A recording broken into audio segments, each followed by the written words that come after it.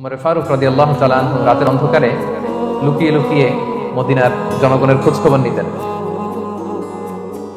তো মাঝরাত থেকে তিনি পেট্রোলিং করলেন, করে ফিরে আসতেছেন। হঠাৎ দেখলেন একটা প্রাচীর ঘেরা ঘর। ফজরের আগ মুহূর্তে ঘরের ভেতরে একজন বৃদ্ধা মহিলা আর একটা ইয়াং মেয়ে কনভারসেশন করতেছেন। বাইরে থেকে আলতো আওয়াজে শুনতে পাচ্ছেন। কনভারসেশনটা এরকম ছিল, বৃদ্ধা মহিলা যুবতী মেয়েকে বলতেছে, মা তাড়াতাড়ি উটের দুধ দহন করে পানি মিশায় ফেল, তাহলে মদিনার বাজারে অনেক দামে বিক্রি করা যাবে। ওমর ফারুক কাউকে দেখতে পাচ্ছেন না, শুধু শুনতে পাচ্ছেন কনভারসেশন। তো মেয়ে বলতে আরম্ভ করলো যে, মা আপনি কি জানেন না ওমর ফারুক বিধান জারি করেছে, কেউ যদি দুধের সাথে পানি মেশায় এটা যদি প্রমাণিত হয় তাহলে কঠিন শাস্তি দেওয়া হবে।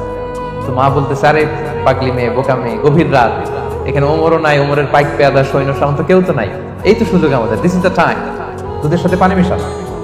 তো তখন যুবতী মেয়েটা একটা চমৎকার উত্তর দিয়েছিল, খেয়াল করে শুনে। তখন মেয়েটা বলেছিল, মা ইয়া উম্মি লাউলা রাআ উমারু লা রাআ রাব্বু উমর, মানে হে মা, ওমর যদি নাও দেখে, ওমরের রব আল্লাহ কিন্তু দেখে। সুবহানাল্লাহ। প্রিয় ভাইরা, দিস ইজ তাকওয়া। এই যে ফিলিংসটা নিজের মধ্যে, এই চেতনাটা, এটাকে তাকওয়া বলে।